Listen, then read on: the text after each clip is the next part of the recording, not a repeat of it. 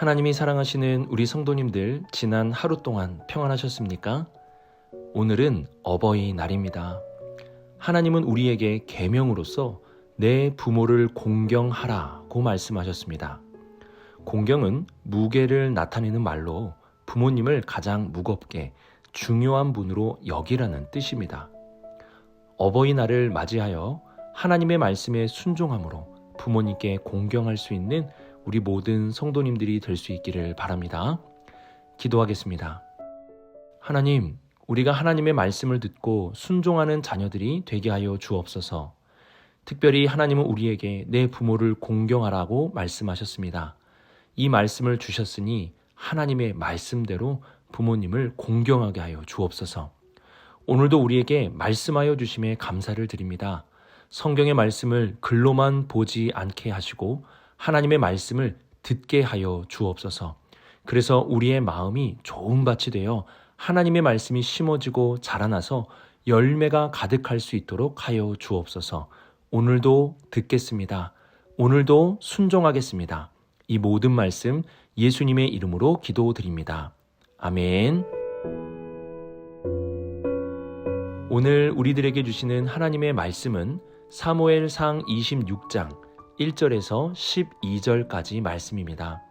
하나님의 말씀을 함께 읽겠습니다. 10사람이 기브아에 와서 사울에게 말하여 이르되 다윗이 광야 하길라산에 숨지 아니하였나이까 하매 사울이 일어나 10광야에서 다윗을 찾으려고 이스라엘에서 택한 사람 3,000명과 함께 10광야로 내려가서 사울이 광야 하길라산 길가에 진친이라. 다윗이 광야에 있더니 사울이 자기를 따라 광야로 들어옴을 알고 이에 다윗이 정탐꾼을 보내어 사울이 과연 이른 줄 알고 다윗이 일어나 사울이 진친 곳에 이르러 사울과 넬의 아들 군사령관 아브넬이 머무는 곳을 본즉 사울이 진영 가운데에 누웠고 백성은 그를 둘러 진쳤더라.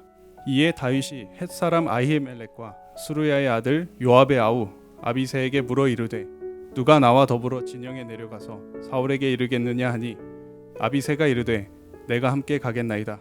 다윗과 아비새가 밤에 그 백성에게 나아가 본즉 사울이 진영 가운데에 누워 자고 창은 머리 곁 땅에 꽂혀 있고 아브넬과 백성들은 그를 둘러 누웠는지라. 아비새가 다윗에게 이르되 하나님이 오늘 당신의 원수를 당신의 손에 넘기셨나이다. 그러므로 청하오니 내가 창으로 그를 찔러서 단번에 땅에 꽂게 하소서. 내가 그를 2번 찌를 것이 없으리이다 하니 다윗이 아비새에게 이르되 죽이지 말라. 누구든지 손을 들어 여호와의 기름 부음 받은 자를 치면 죄가 없겠느냐 하고 다윗이 또 이르되 여호와께서 살아계심을 두고 맹세하노니 여호와께서 그를 치시리니 혹은 죽을 날이 이르거나 또는 전장에 나가서 망하리라. 내가 손을 들어 여호와의 기름 부음 받은 자를 치는 것을 여호와께서 금하시나니 너는 그의 머리 곁에 있는 창과 물병만 가지고 가자 하고 다윗이 사울의 머리 곁에서 창과 물병을 가지고 떠나가되 아무도 보거나 눈치채지 못하고 깨어있는 사람도 없었으니 이는 여호와께서 그들을 깊이 잠들게 하셨으므로 그들이 다 잠들어 있었기 때문이었더라. 아멘.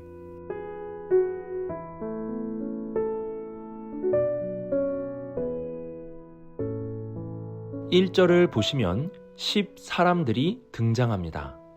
이 사람들은 사무엘상 23장 19에서 20절을 보시면 사울에게 충성을 맹세한 사람들임을 알 수 있습니다. 다윗이 있는 곳을 보고하는 일에 대해서 이는 자신들의 의무라고까지 말을 했습니다. 10사람들은 이러한 자신들의 충성을 가지고 다윗의 위치를 상세하게 사울에게 보고하였습니다. 하지만 이전에 사울은 다윗이 베푼 선한 행동을 바라보며 눈물을 흘리며 다윗을 내 아들이라고 불렀고 자신의 잘못을 깨닫고 고백을 하였습니다. 더 나아가 다윗이 왕이 될 것을 안다고 인정하면서 자신의 후손을 지켜달라고 맹세까지 요구하였습니다. 이러한 눈물과 회개, 인정, 맹세까지 했기 때문에 사울은 당연히 10사람들의 이러한 첩보를 물리쳐야 했습니다.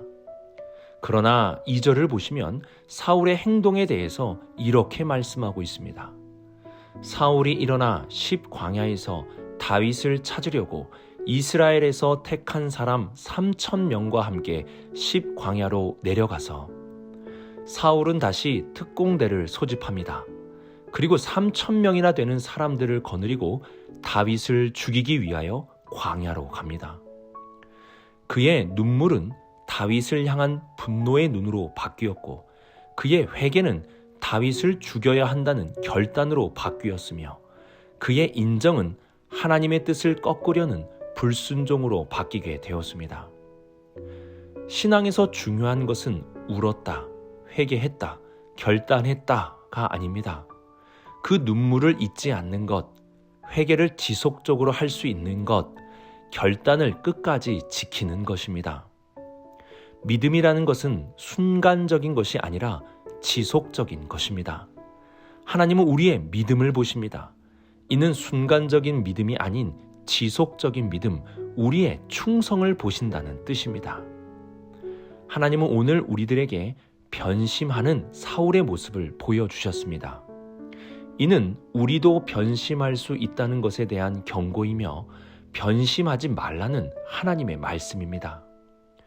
우리는 이러한 사울에 대한 경고의 말씀을 듣고 어떠한 유혹에서도 흔들려서는 안 됩니다. 끝까지 우리의 눈물과 회개와 결단을 지켜야 합니다. 혼자서 힘들다면 주변의 동역자들에게 기도를 요청하시고 우리와 함께 하시며 말할 수 없는 탄식으로 중보하시는 성령님을 의지하며 끝까지 나아가야 합니다. 주님이 오시는 그날까지, 주님이 부르시는 그날까지 변심하지 말고 충성하며 믿음으로 나아가는 우리 모든 성도님들이 될 수 있기를 주님의 이름으로 축복합니다.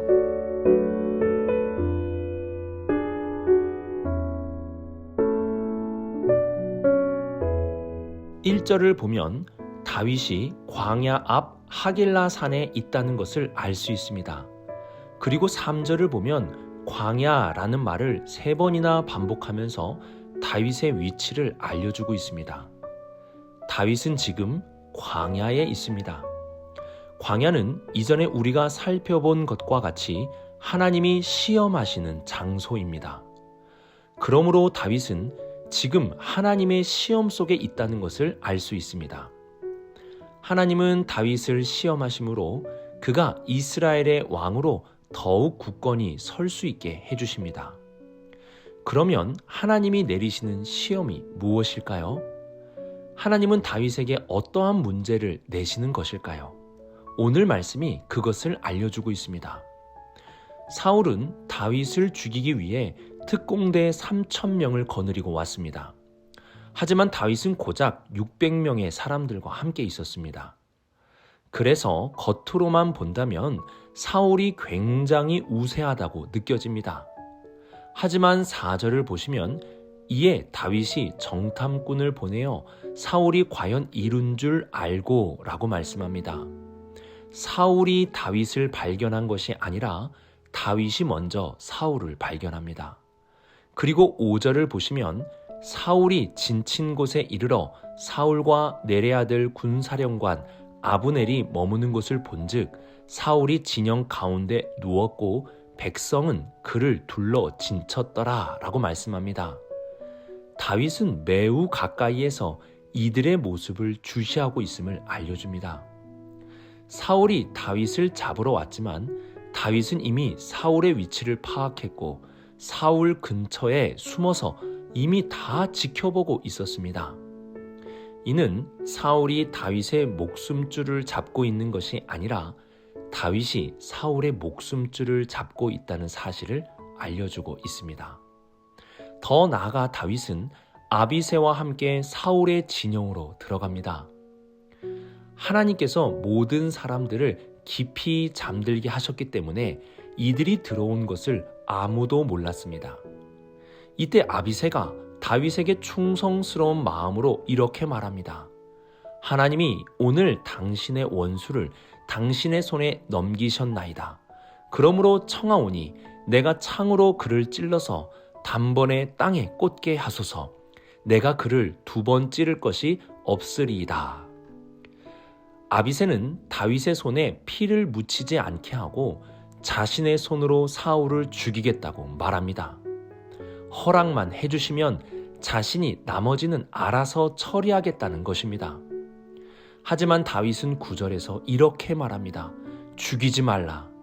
누구든지 손을 들어 여호와의 기름 부음 받은 자를 치면 죄가 없겠느냐. 다윗은 아비새의 말을 거부합니다.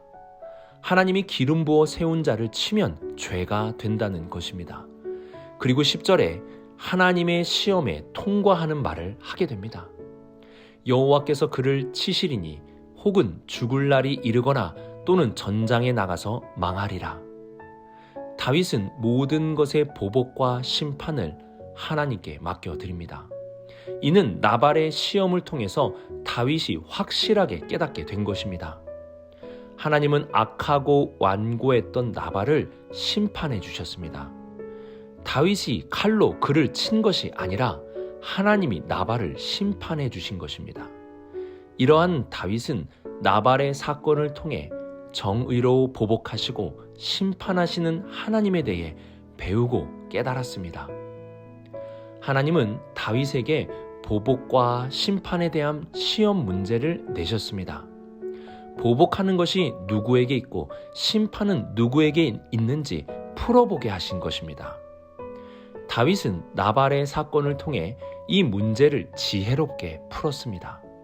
그리고 모든 것을 하나님께 맡겨드렸습니다.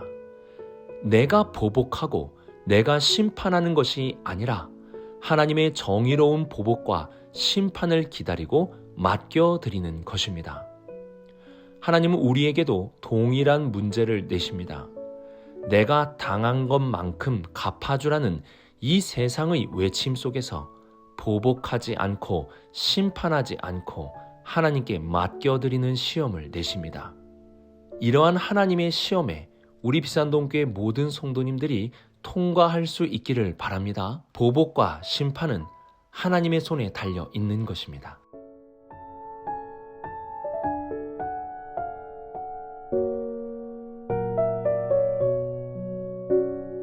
다윗은 나발의 사건을 통해 한 번 더 성장하였습니다. 나발의 무례함을 보고 분노하였지만 하나님께서 나발을 심판해 주심을 보게 되었습니다. 사울은 어떻게 보면 나발보다 더 무례하고 더 악한 모습을 다윗에게 보여주었습니다. 다윗은 그 누구보다도 사울을 죽이고 싶을 만큼 미웠을 것이고 보복하고 싶었을 것입니다. 하지만 다윗은 참았고 하나님께 보복과 심판을 맡겼습니다. 이처럼 다윗의 신앙은 성장하는 신앙입니다. 나발의 사건 때 분노하던 다윗은 이제 사라졌습니다. 신앙의 성장은 연수에 따라서 직분이 올라가는 것을 말하는 것이 아닙니다. 신앙의 성장은 성숙을 말합니다. 하나님의 말씀에 따라서 내 자신을 내려놓을 수 있는 성숙함, 이것이 신앙의 성장입니다. 다윗은 오늘 아비새에게 사울을 죽이지 말라고 말함을 통하여 한 번 더 성장하고 성숙하게 되었습니다. 벼가 익어갈수록 고개를 숙인다는 말이 있습니다. 우리의 성장은 하나님 앞에 머리를 숙일 수 있는 성숙함으로 나아가야 합니다. 이제 어린아이의 신앙에서 벗어나 어른의 신앙, 성숙함의 신앙으로 자라날 수 있기를 바랍니다. 하나님을 신뢰하고 하나님의 말씀 앞에 내 머리를 숙일 수 있는 성숙함이 가득한 우리 성도님들이 되시기를 주님의 이름으로 축복합니다. 오늘의 말씀을 묵상하며 먼저 우리는 사울의 변심을 주목해야 합니다. 그 변심은 비난하라고 주신 말씀이 아닙니다. 이는 우리에 대한 경고입니다. 신앙은 순간적인 것이 아니라 지속적이며 끝까지 지키는 것임을 잊어서는 안 됩니다. 또한 우리는 하나님의 시험 문제를 잘 풀어야 합니다. 보복과 심판은 하나님께 있는 것입니다. 섣부른 판단으로 보복하지 마시고 심판의 자리에 있어서도 안 됩니다. 마지막으로 우리의 신앙이 성숙함으로 나아갈 수 있어야 합니다. 하나님 앞에 머리를 숙일 수 있는 성숙함이 가득한 우리의 신앙이 될 수 있기를 주님의 이름으로 축복합니다. 기도하겠습니다. 하나님 아버지, 세상의 유혹에 흔들려 우리의 신앙이 변질되지 않게 하여 주옵소서. 늘 충성하고 끝까지 믿음을 지키는 우리 비산동 교회 모든 성도들 되게 하여 주옵소서. 우리 안에 누군가를 향한 보복과 심판의 마음을 잠재워 주시고 온유함과 인내함으로 하나님께 모든 것을 맡기게 하여 주옵소서. 하나님, 우리의 신앙이 성장하고 성숙할 수 있도록 인도하여 주옵소서. 어제의 나와 오늘의 내가 달라질 수 있도록 날마다 말씀하여 주시고 인도하여 주옵소서. 이 모든 말씀 예수님의 이름으로 기도드립니다. 아멘.